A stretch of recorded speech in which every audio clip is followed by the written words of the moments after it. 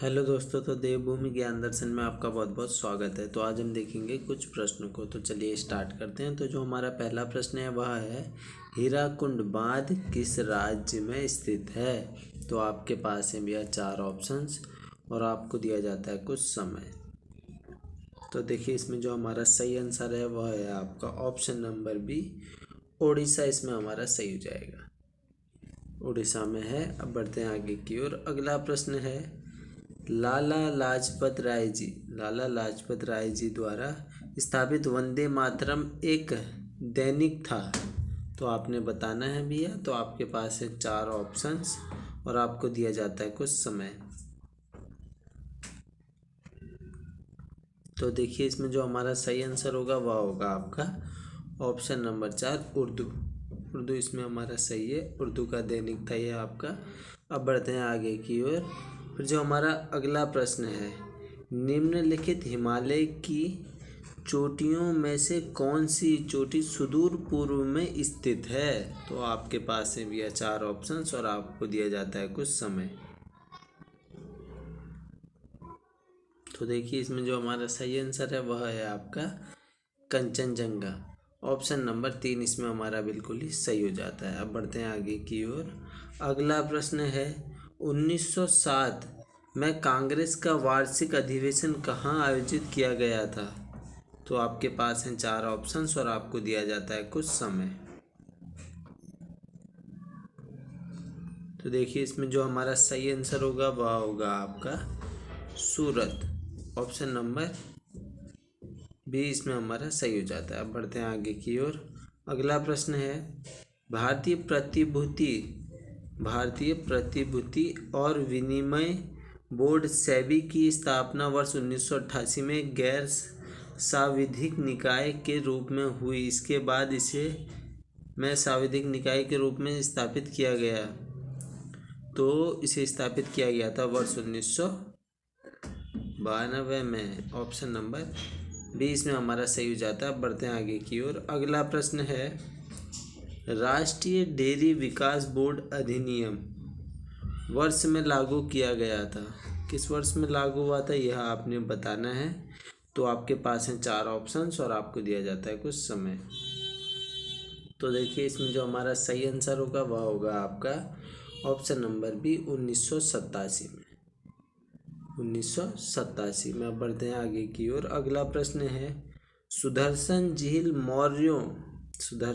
मौर्यों के शासनकाल के दौरान में निर्मित एक कृत्रिम जलाशय था। आपने बताना है भी और आपको दिया जाता है कुछ समय। तो देखिए इसमें जो हमारा सही आंसर है यह है आपका गुजरात में निर्मित एक कृत्रिम जलाशय था यह आपका। चलिए अब बढ़ते हैं आगे की ओर। अगला जो हमारा प्रश्न है, भारत की संसद द्वारा शिक्षा का अधिकार अधिनियम कब लागू किया गया था। 4 ऑप्शन है आपके पास और आपको दिया जाता है कुछ समय। तो देखिए इसमें जो हमारा सही आंसर होगा वह होगा आपका ऑप्शन नंबर सी, 4 अगस्त सन 2009 को। अब बढ़ते हैं फिर आगे की ओर। अगला जो हमारा प्रश्न है, 1613 में मुगल सम्राट ने इंग्लिश ईस्ट इंडिया कंपनी को सूरत में अपना कारखाना स्थापित करने की अनुमति दी बोला गया है। तो आपको दिया जाता है भैया कुछ समय। तो देखिए इसमें जो हमारा सही आंसर होगा वह होगा आपका जहांगीर। ऑप्शन नंबर बी इसमें हमारा सही है। बढ़ते आगे की ओर। सूरत की संधि अंग्रेज और के बीच हुई थी। तो आपको बताना और आपको दिया जाता है कुछ समय। तो देखिए जो सूरत की संधि होती है वो 1775 में होती है और इसमें हमारा सही आंसर होगा रघुनाथ राव के बीच और अंग्रेजों के बीच होती है, रघुनाथ राव जी के बीच। चलिए अब बढ़ते हैं आगे की ओर। अगला जो हमारा प्रश्न है वह है, ध्यान आकर्षण पत्र रिमाइंडर का एक अन्य नाम है। तो अन्य नाम क्या आपने बताना और आपको दिया जाता है कुछ समय। तो देखिए इसमें जो हमारा सही आंसर होगा वह होगा आपका अनुस्मारक, यानी ऑप्शन नंबर इसमें हमारा बी सही हो जाता है। ठीक है अब बढ़ते हैं आगे की ओर। अगला प्रश्न है, अगला प्रश्न है सरकारी पत्रों में क्या अनावश्यक है, तो आपको दिया जाता है कुछ समय। तो देखिए इसमें जो हमारा सही आंसर है वह होगा आपका व्यक्तिगत शैली आपके अनावश्यक है। चलिए अब बढ़ते हैं आगे की ओर। अगला प्रश्न हमसे कह रहा है, देखिए माला फेरत जुग भया फिरा न मन का फेर, कर का मन का डारी दे मन का फेर, इस दोहे में कौन सा अलंकार है। तो आप सभी को पता है भैया, जहाँ क्या हो जाता है, एक शब्द आपका दो बार आ जाता है, और उसका अर्थ अलग अलग होता है, वहाँ पे आपका यमक अलंकार होता है। तो इसमें हमारा ऑप्शन नंबर डी सही हो जाएगा, यमक अलंकार। चलिए फिर अब बढ़ते हैं आगे की ओर। उपमा अलंकार किस अलंकार का उपभेद है, आपसे पूछा गया और आपको दिया जाता है भैया कुछ समय। तो देखिए इसमें जो हमारा सही आंसर होगा वह होगा आपका उपमा अलंकार होता है आपका अर्थालंकार का भेद। ऑप्शन नंबर सी सही हो जाएगा। अब बढ़ते हैं आगे की ओर। अगला प्रश्न है, जो सज्जन होता है उसका सभी लोग आदर करते हैं, किस प्रकार का वाक्य है। तो ये किस प्रकार का वाक्य है भैया, यह है आपका मिश्र वाक्य है। अब बढ़ते हैं आगे की ओर।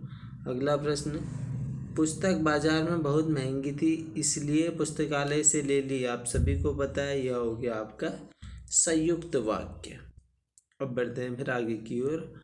अगला प्रश्न, कव्वाली शब्द में कौन सा लिंग है। तो कव्वाली शब्द में है आपका स्त्रीलिंग, कव्वाली गाई जाती है।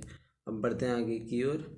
चिड़िया शब्द का बहुवचन है, तो चिड़िया शब्द का बहुवचन होगा आपका चिड़िया, यानी ऑप्शन नंबर पहला ही इसमें हमारा सही हो जाएगा। अब बढ़ते हैं आगे की ओर। अगला प्रश्न, क्रिया का मूल रूप कहलाता है। तो क्रिया का मूल रूप कहलाता है आपका धातु, ऑप्शन नंबर ए सही हो जाएगा। अब बढ़ते हैं आगे की ओर। अगला प्रश्न, निश्चयवाचक सर्वनाम कौन सा है। तो वह है आपका वह, ठीक है, ऑप्शन नंबर डी सही है। अब बढ़ते हैं आगे की ओर। अगला प्रश्न है, निम्नलिखित में से कौन सा त्वचा कैंसर का एक संभावित कारण है। तो चलिए आपने बताना और आपको कुछ समय दिया जाता है। तो देखिए इसमें जो हमारा सही आंसर होगा वह होगा आपका यूवी विकिरण से संपर्क, ठीक है, ऑप्शन नंबर 3 इसमें हमारा सही हो जाएगा। अब बढ़ते हैं आगे की ओर।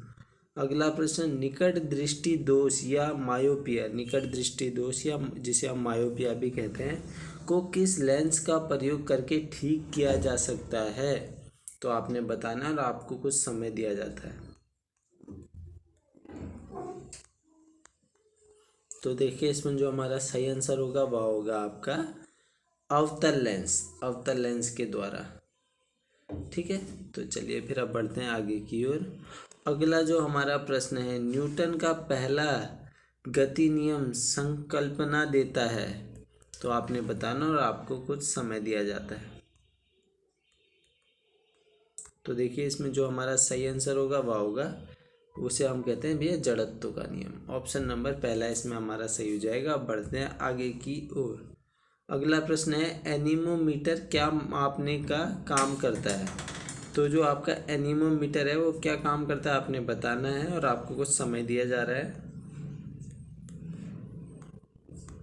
तो देखिए इसमें जो हमारा सही आंसर होगा वह भैया आपकी हवा की गति को मापता है, यानी पवन के वेग को, इसमें हमारा सही हो जाएगा, ऑप्शन नंबर सी। अब बढ़ते हैं आगे की ओर। अगला प्रश्न, किस धातु को चाकू से आसानी से काटा जा सकता है। तो भैया चाकू से आसानी से काटा जा सकता है, वह काटा जा सकता है किसे आपने बताना और आपको टाइम दिया जा रहा है। तो देखिए इसमें आपका सही आंसर होगा सोडियम, ठीक है। अब बढ़ते हैं आगे की ओर।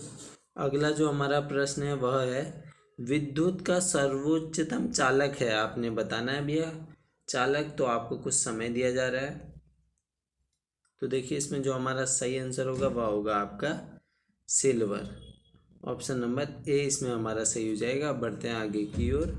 अगला प्रश्न है, चूने में पानी मिलाने पर कौन सी गैस निकलती है। तो आपने बताना और आपको कुछ समय दिया जा रहा है। तो देखिए इसमें जो हमारा सही आंसर होगा वह होगा चूने में पानी मिलाने पर कौन सी गैस निकलेगी भैया? Carbon dioxide. ठीक है, ऑप्शन नंबर बी इसमें हमारा सही हो जाएगा। अब बढ़ते हैं आगे की ओर। अगला जो हमारा प्रश्न है वह है, लाल रक्त कणिकाओं को निम्न में से किस नाम से जाना जाता है?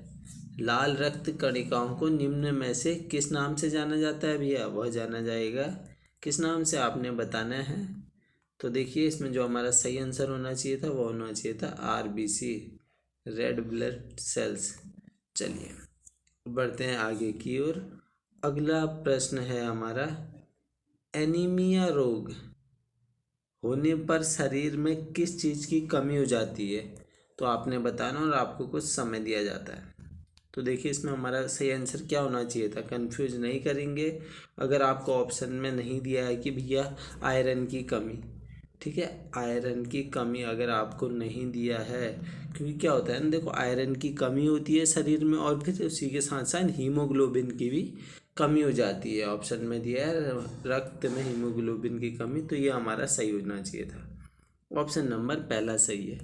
अब बढ़ते हैं आगे की ओर। अगला प्रश्न है, मादा एनाफिलीज मच्छर जब काट लेता है तो उससे कौन सा रोग होता है? आपने बताना और आपको कुछ समय दिया जाता है। तो देखिए इसमें जो हमारा सही आंसर है वह होगा आपका, उससे भैया मलेरिया होता है। ठीक है, ऑप्शन नंबर सी इसमें हमारा सही है। अब बढ़ते हैं आगे की ओर। अगला प्रश्न है, कुमाऊं कुमुद अखबार कहाँ से प्रकाशित होता था? तो कुमाऊं कुमुद जो अखबार है वो कहाँ से प्रकाशित होता था? आपको कुछ समय दिया जा रहा है। तो इसमें हमारा सही आंसर है आपका अल्मोड़ा। अब बढ़ते हैं आगे की ओर। अगला प्रश्न है, प्रियंका चौधरी किस खेल से संबंधित है?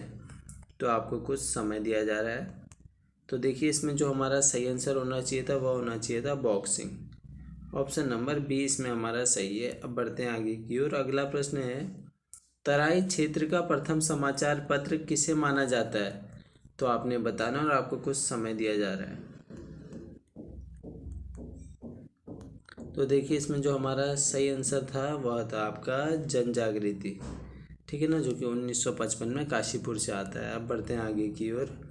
अगला प्रश्न, बछेंद्री पाल जी को अर्जुन पुरस्कार किस वर्ष से दिया गया? आपने बताना और आपको कुछ समय दिया जाता है।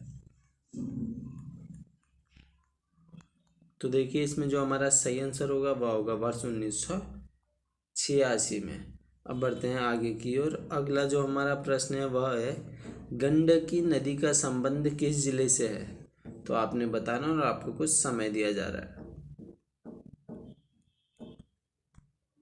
तो देखिए इसमें जो हमारा सही आंसर होगा वह होगा चंपावत से। ऑप्शन नंबर बी इसमें हमारा सही हो जाएगा। अब बढ़ते हैं आगे की ओर। अगला प्रश्न, नीलू कठायत किसके सेनापति थे? तो आपने बताना और आपको कुछ समय दिया जाता है। तो देखिए इसमें हमारा सही आंसर होगा नीलू कठायत थे भैया ज्ञानचंद के सेनापति। ऑप्शन नंबर ए इसमें हमारा सही हो जाएगा। अब बढ़ते हैं आगे की ओर। अगला प्रश्न है, केशव प्रयाग नामक स्थान पर अलकनंदा में शामिल होती है? तो आपने बताना और आपको कुछ समय दिया जा रहा है। तो देखिए इसमें जो हमारा सही आंसर होना चाहिए था वो होना चाहिए था सरस्वती। ऑप्शन नंबर बी इसमें हमारा सही है। अब बढ़ते हैं आगे की ओर। अगला प्रश्न, दरबान सिंह नेगी जी का जन्म किस जिले में हुआ? तो आपने बताना और आपको कुछ समय दिया जा रहा है। तो देखिए इसमें जो हमारा सही आंसर होगा, दरबान सिंह नेगी जी का जो जन्म हुआ था वह हुआ था चमोली में। ऑप्शन नंबर सी इसमें हमारा सही है। अब बढ़ते हैं आगे की ओर।